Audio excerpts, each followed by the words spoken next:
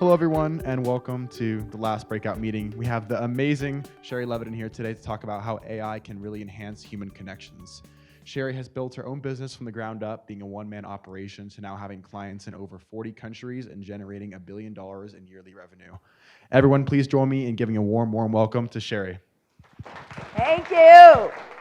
All right, good morning, good afternoon. I'm curious, before we begin, how many of you are in sales right now? Wow, okay, so you have real jobs and everything. How many in sales management, sales leadership? How many want to get into sales? How many have no idea why they're in this room? Anybody? Okay, great. Well, thank you for being here. There is a conversation going on today in sales everywhere. Actually, everywhere in business, in politics, and it's what? It's two words. What is it? Artificial intelligence. Artificial intelligence. It's a race, right? It's a veritable race. It's going to be more exciting than anything we saw in the Olympics. It's the gold rush of 2025 and beyond.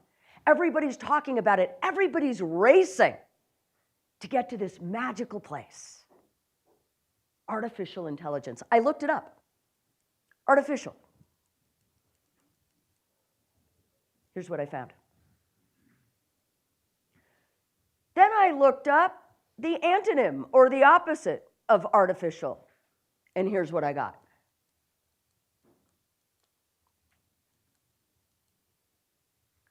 Now, I show you that because as we enter this artificial intelligence race, as we race to this magical place, let's not forget what we may be racing away from: human connection.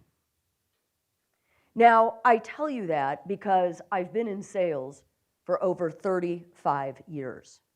And what I know is this: information is everywhere, right? In fact, neuroscientists tell us we've created 5 times as much content in the last few years as in all of humankind.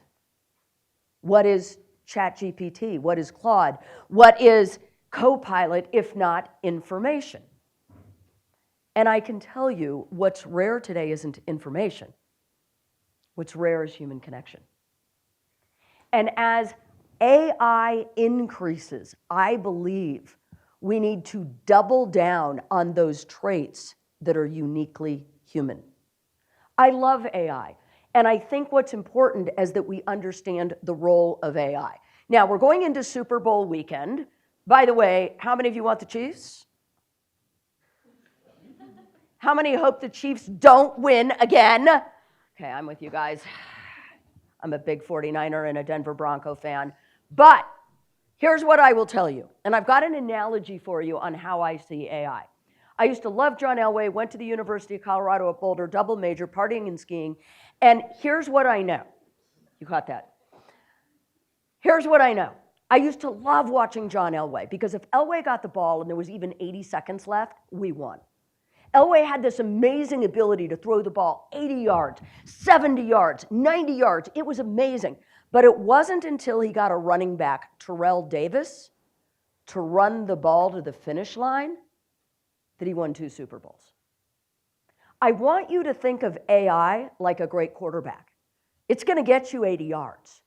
But if we don't put the human into the communication, A, it's going to hallucinate, and B, we're not going to have the true connection with our customers that we need in order to make a sale. It's very, very important that we understand that. All things being equal, people buy from people they like. All things being unequal, people buy from people they like. That will never change. So what we're going to talk about today is how do we bridge that AI gap? How do we use all the power of AI, all of the things that it can do, but marry it with human connection? And I believe to do that, as I said, we need to be able to do everything AI can't do. Now I'm going to show you a quick statistic. I sit on the Gartner Thought Leader panel, and basically by age and demographics, here's what we're finding consumers are saying. Right now, 29% of baby boomers still want, 29% of baby boomers do not want to talk to a human, which means the majority of people my age still want to talk to a human. Okay, of Gen X, 43%, millennials, half the time. Okay, so more and more customers don't even want to talk to a human. They want it to be AI. They want it to be automated, even for a large B2B purchase. Now, how many of you in here are Gen Z? Show of hands. How often do you want to talk to a human? Never. Never. I'm teasing you a little bit, but not really. So we, as baby boomers, need to understand, and millennials and Gen X need to understand that the customers of the future, you all, would rather buy it online and never talk to a human being. So the question is, how do we become the type of seller that customers want to talk to? Because I will also tell you that statistics show that when customers buy a B2B product or a B2C product that's of value, I'm not talking about Amazon, okay? Whether it's a car or a complex software solution, they have higher regret. The human is still needed in the process. So here are the 7 skills I believe we need to double down on in a time of AI. These are the skills that right now AI cannot replicate. And what we're going to talk about today are 3 of those skills. We need to be creative. We need to be a creative connector. AI is not overly creative. It takes what's already out there. Creativity is creating something new, creating something out of nothing. How can we be creative? And I'm going to tell you a quick story. During the pandemic, a lot of people bought pandemic puppies. Anybody here get a pandemic puppy? By any chance, any family? What'd you get? Got it's A what? Yorkie Shih Tzu. Oh, a Shih Tzu. How nice. What'd you get? A terrier mix and a Chihuahua something. I love that. I love that. So I decided during the pandemic that I had reached a certain age, a certain decade, and I was going to get a pandemic Porsche. So I earned it. So I did what everybody does, and there's 2 dealerships here in Utah. I live up in Park City. And I called the first dealership that's closer here, right in Salt Lake, and there was a couple of Porsches on the website, and I said, can you tell me a little bit about the pricing of the cars that are on the website? And the guy said, well, you got to come in and drive it. I said, I'm not going to come in and drive it. We're in the middle of a pandemic. No, you got to come drive it and bring your husband. That went well. So I didn't, and I called the other guy in Lehigh. And I get a sales guy named Sean. And I say to Sean, I'd like to find out about the cars on your website. He says, tell you what, why don't we get on a Zoom call and we'll design it together. So we get on a Zoom call, personal connection. And we start designing this car together. And I wanted white with beige interior, hard to find, and we're playing with it, and we're using his AI tool, right, to like design this car. And so at the end, he says, I'm on it. I said, okay, great. Well, 2 days later, I get a brochure in snail mail of the exact car. Then he starts sharing my videos on LinkedIn. And then 2 weeks later, I get a text video to my phone of the exact car coming off the trailer, wrapped like a present. And he's like, look, can you smell the leather? Isn't this beautiful? Look at the steering wheel. If you want to come tonight, we're serving chili. So I drive down an hour and a half to Lehigh from Park City. I buy the car. I eat the chili. I go by the dealership here, pull a little bit of a pretty woman, and I still have the car. Here's the point. Here's why I tell you this story. The sales process has changed. It's no longer about the sales process. It's about the buying process. And there's a lot of companies today that are automating every type of communication, and that's great. So whether it's outbound, whether it's follow-up, whatever the case may be, looking at lead scoring on the website. But what we have to do is insert the human like Sean. We need to sell like Sean. So I want to show you, this is one of the things that we tell people to do is look at your buyer's journey. And I'm going to give you a workbook to do this. And Mark, we very often, I'm not talking about a sales process, I'm talking about a buying process. What happens in the mind of the customer? Because there's a lot of AI that's going on, But Sean was smart enough to insert himself and insert the human touch. And it's a very, very important exercise. We did this with a little company called Microsoft. We looked at what is their buyer's journey, because they have the most amazing AI. They have Copilot, they have everything, right? And we said, okay, where do we add the human touch? And we had their AEs add video. So after they did a discovery call, they sent a video. We had them actually, instead of just telling them to go to a webinar, say, based on our conversation, you might want to really listen to 24 minutes and 30 seconds, but we added human connection. Where are we going to connect on LinkedIn? Who do we introduce them to on LinkedIn? Guess what happened? Their sales for that particular division went up by 24% because of this. And I got permission to show this. So how are we going to add the human touch? 4 ways to add the human touch. Automate the process, but humanize the interactions. Use video. I am a huge proponent of video. You want human touch? Use video. We've all heard the stats. Communications, 8% words, 35% tonality, and the rest is body language. We lose 55% of communication if we're not following up with video, prospecting with video. I'm a huge proponent of video so people can see you. That humanizes our interactions. Real quick, if you'd like to get a copy of our buyer's journey exercise, do it with your company. It's right there. I'm going to be giving you a couple of different workbooks here today. Okay? So one of the things that AI can't do, as I said, is be creative and think from the customer's point of view. We have a customer kitchen tune-up. They do kitchen tune-ups. And what they do is, it sounds silly, but when they're done with their call, they leave an orange. Like, that's the littlest thing, but it's this weird human touch that people remember. What can you do to stand out? Because it matters. One of the biggest differentiators today isn't what you sell, it's how you make people feel. Very, very important. Okay, so the other trait I believe we need to double down on is curiosity. Are we, as sellers and as leaders, truly curious about the people we're about to talk to or that we are talking to? I ask a simple question in my seminars, and I'm going to ask it of you, and that is this.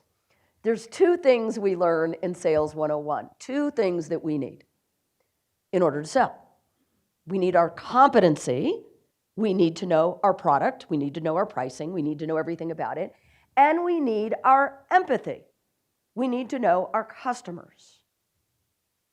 Now, for 30 seconds, I'm going to ask you to pick a partner, somebody you've never been in a motor vehicle with, and I want to ask you this question. If you had to choose between competency and empathy, knowing your product or knowing your customer, which would you choose? Take 30 seconds and do that right now. Competency or empathy?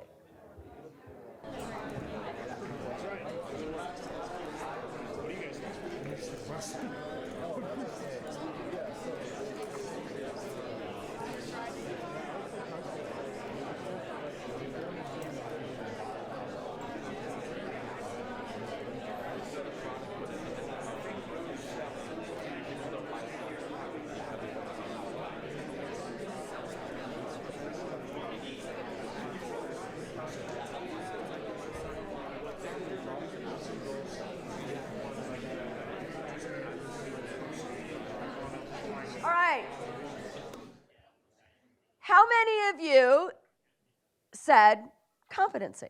Can I see a show of hands? Okay, wait, I got 2, 3, 4. Okay, don't be shy.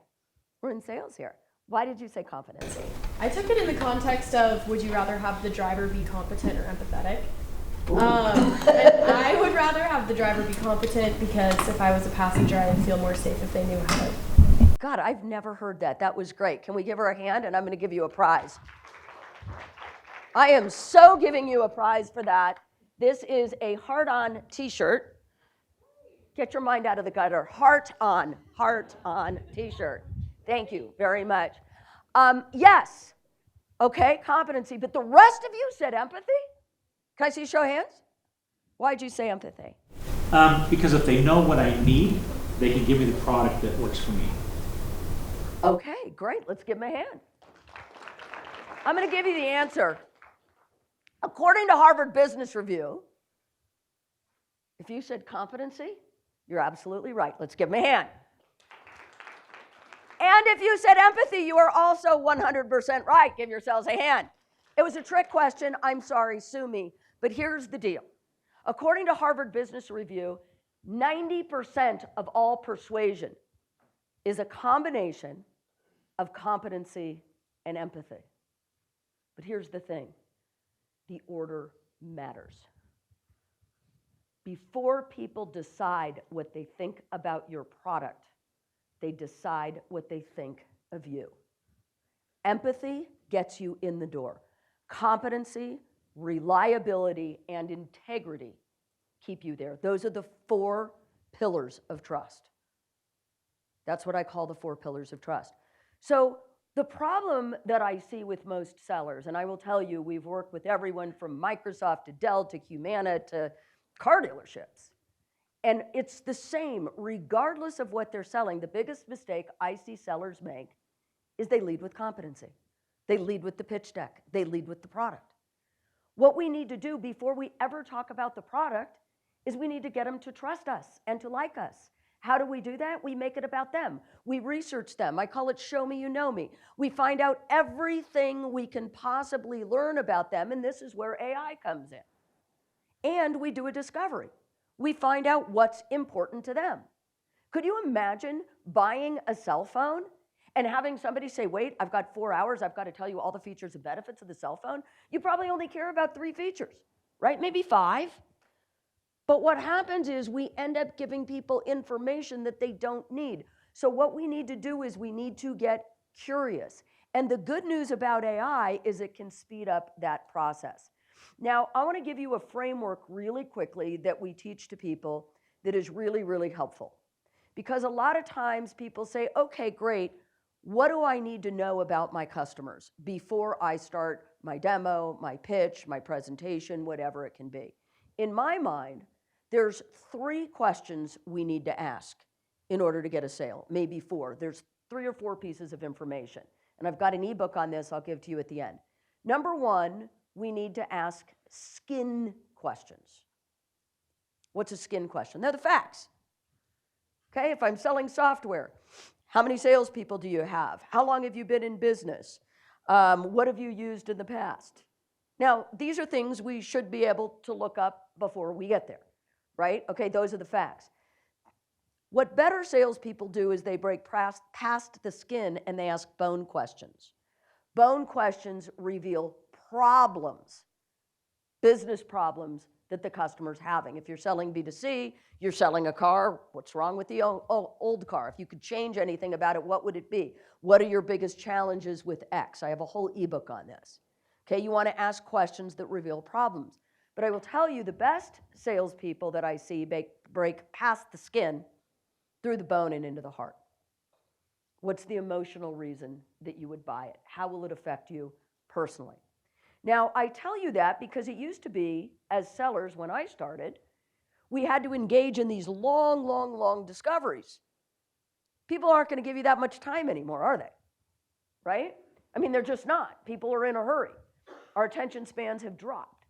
So I'm going to give you some prompts that can work really, really well that you can do to shorten that discovery. So now we can simply ask ChatGPT or Claude or whatever you're using, I'm prospecting, add your ICP. Who can tell me what's an ICP? Yeah. Great! What's an ideal customer profile? Awesome. Another big mistake, we can't be all things to all people. Know your customer. Who are you selling to? As a company, we sell to people we don't sell to individuals. We sell to companies that are 10 million plus, okay, because our services are to companies, not to individuals.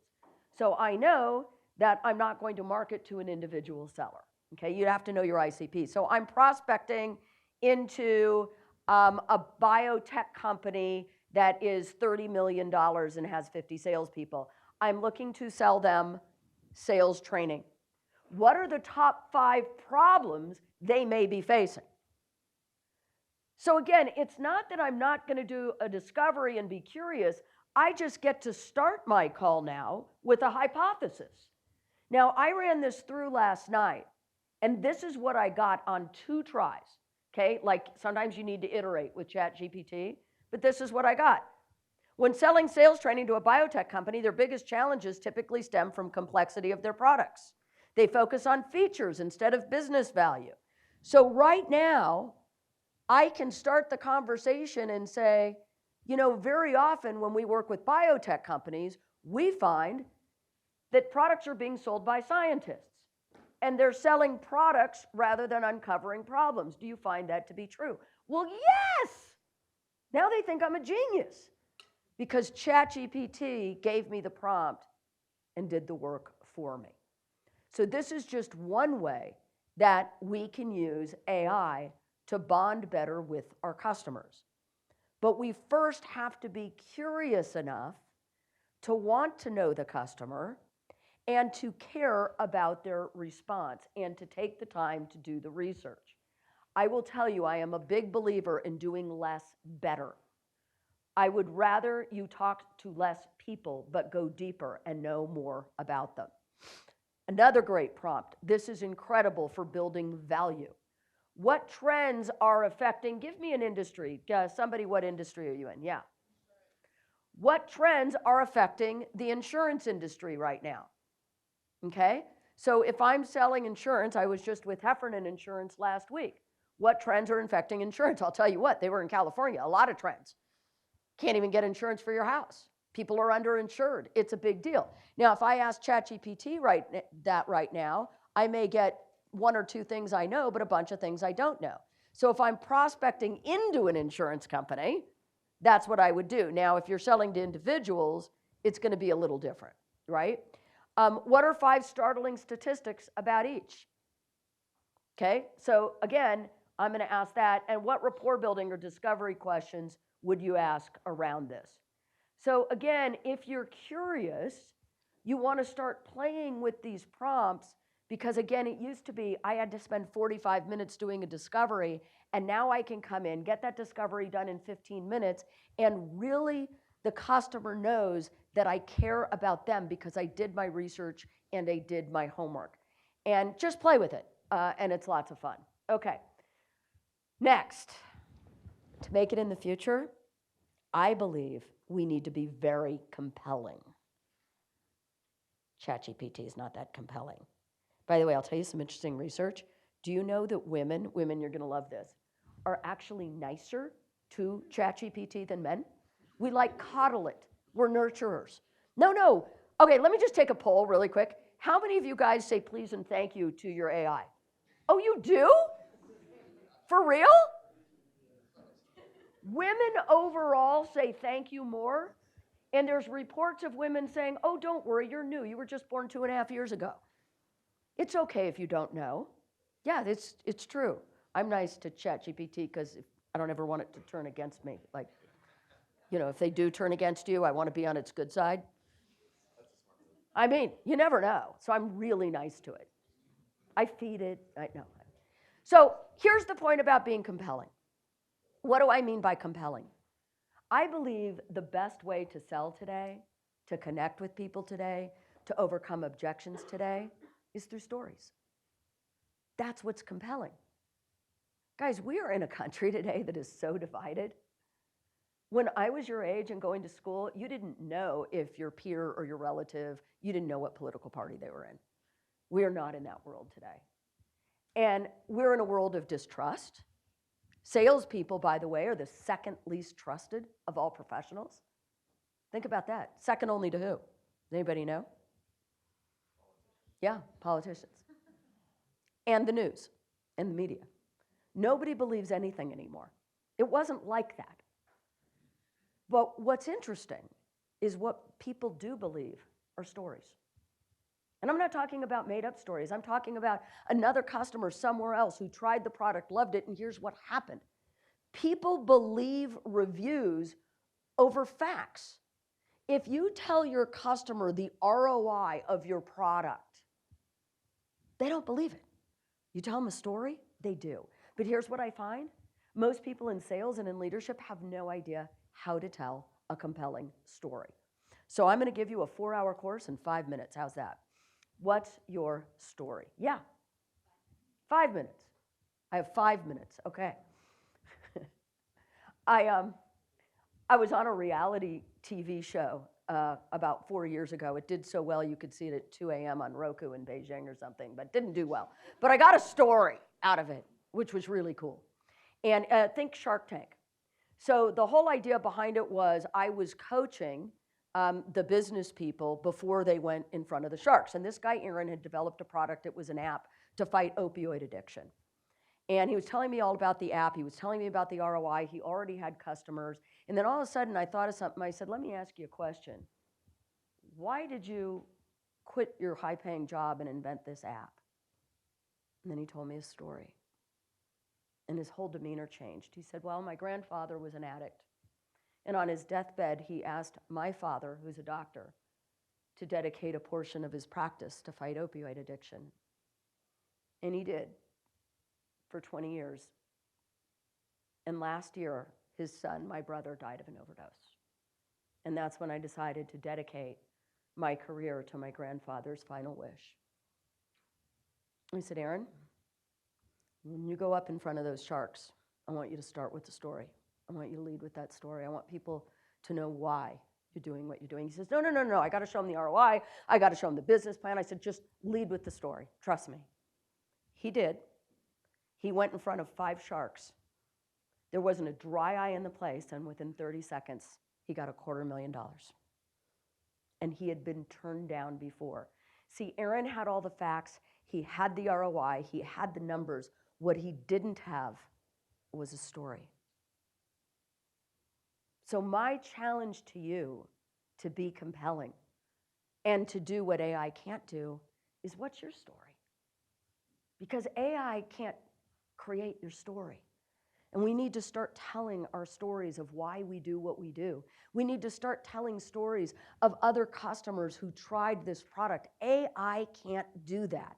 And I love AI, and what I will do when I'm writing is I'll put in a personal story, and then I'll say, now give me 3 facts to back that up and 5 to-dos, but it starts with a story. Now, really quickly, with the 3 minutes that I have left, where do we tell stories in a sales conversation? 5 places. Your connection story. Why do you do what you do? Why do you sell insurance? Why is it important to you? How did you start? Because the whole idea of us telling our story is to get the customer to tell us their story. Company story. People want to know, why did the business start? Why does it matter? Who are the founders? I don't want a company, I want a person. I want to know who they are. Colonel Sanders, for goodness sakes. Customer success story. These are probably the most important. Finding the problem. I tell companies, write down the 5 problems your product solves for. And I want a story from a customer whose problem was solved. As a company, build a story bank, because not everybody has a story for everything. You should have a story for every single problem. Overcoming objections. Write down every objection you ever get. And do you have a story for that objection? Really quick, there's a story framework. It's 5 parts. Most salespeople, what they end up doing is their stories are way too long.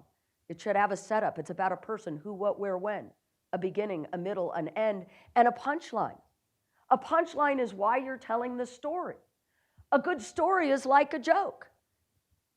Before customers decide what they think of your product, they decide what they think of you. So as we conclude, I want to say this. We're in a very exciting time. AI is changing the world. We're all seeing that every single day. But don't forget, if we're going to make it and be valuable, I am not worried about AI taking away my job. So long as I can be creative, so long as I can maintain my curiosity, and so long as I can be compelling. To make it in the future, we need to double down on those traits that AI will never replicate. Thank you very much, everybody. Thank you.